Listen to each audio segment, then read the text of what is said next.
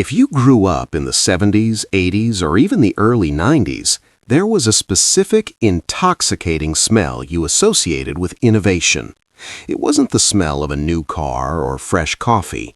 It was the sharp, metallic scent of soldering irons, ozone, and thousands of tiny electronic components packed into a storefront no larger than a small living room. That place was RadioShack. Before the internet turned the world into a global village, RadioShack was the village center for the digital age. It was the place where you didn't just buy a finished product, you bought the potential to build one. Whether you were a basement tinkerer needing a specific transistor, a ham radio enthusiast looking for the perfect antenna, or a father trying to explain the magic of electricity to his son, RadioShack was the gatekeeper. It felt like a hardware store for the future. You'd walk in and you were immediately met by a wall of drawers, hundreds of them, each labeled with cryptic codes like 2N2222 or 10K ohm. Behind the counter stood a person who, more often than not, actually knew what those parts did.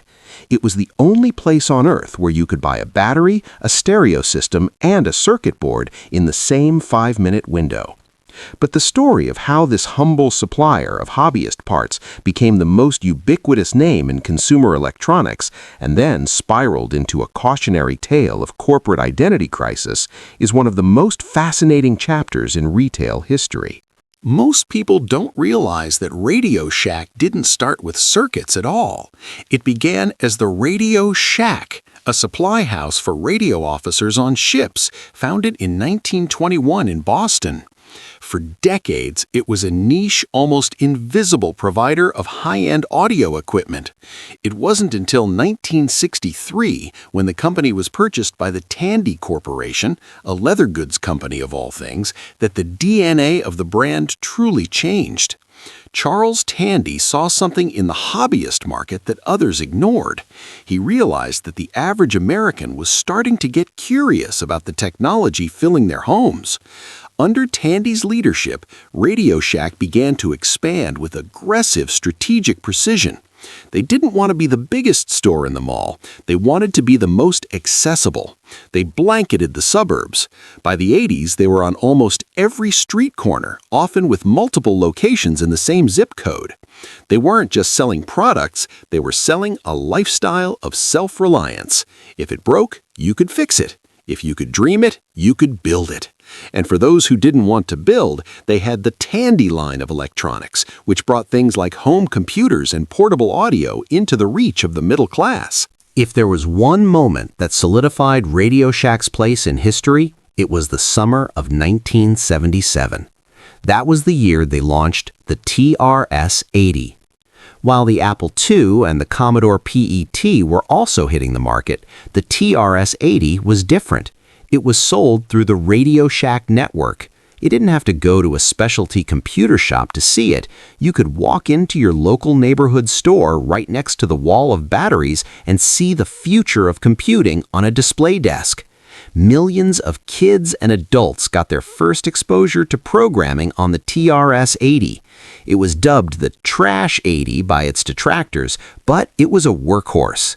It brought the power of computing into millions of homes that had no business being tech-savvy. This success created a golden era for the brand. RadioShack wasn't just a store, it was a platform. They had their own magazine, their own brand, and a direct line to the consumer's curiosity. But that success became a gilded cage. They had become so successful at being everything to everyone that they eventually lost sight of what they were actually good at. As the 80s bled into the 90s, the hobbyist market began to shrink. The maker generation, the people who knew how to use a soldering iron, was being replaced by a generation of plug-and-play consumers. People didn't want to build their own radios anymore. They wanted to buy a finished CD player that worked right out of the box. RadioShack tried to pivot, but their strategy became increasingly erratic. They went from being the destination for parts to being a store that sold everything from mobile phones to remote-controlled cars, toys, and weird high-priced gadgets. Their only remaining universal appeal was the Battery of the Month Club, a genius but desperate marketing tactic designed to get customers through the door. You'd get your free battery, but the staff was trained to aggressively upsell you on a cell phone plan or a satellite TV subscription. The store stopped being a place of discovery and started feeling like a place of high-pressure sales. The employees, who were once enthusiasts, were now commission-driven sales associates whose primary job was to get your phone number and sell you a plan you didn't need. The store's identity was fracturing. It was too small to compete with Best Buy on electronics and too cluttered to compete with the simplicity of the emerging big-box retailers. The final 2 decades of RadioShack were a slow-motion car crash of rebranding. They tried to be The Shack, a cool, hip destination for mobile phones and tech accessories. They tried to modernize the logo. They tried to change the layout. They tried to sell everything from toys to video games. But they had fundamentally lost the why of their brand. The people who loved RadioShack for its parts and its expertise were alienated by the pushy phone salesman.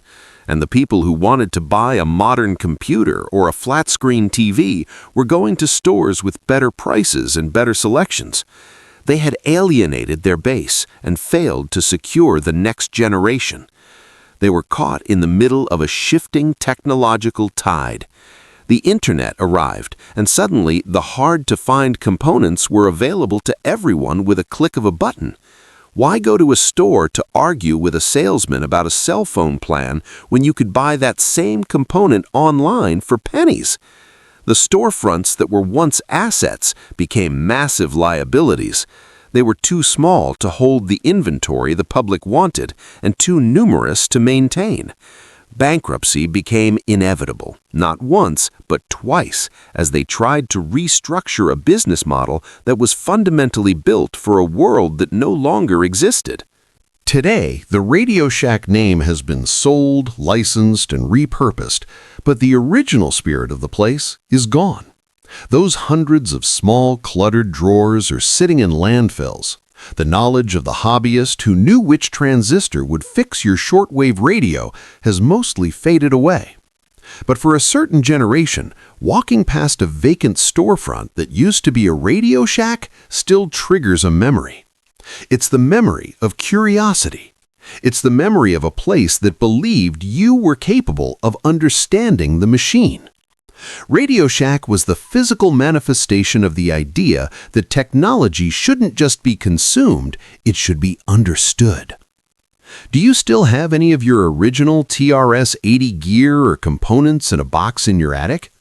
What was the most memorable thing you ever built or bought at your local RadioShack? Tell me your stories in the comments below, and subscribe as we continue to explore the brands that built our world.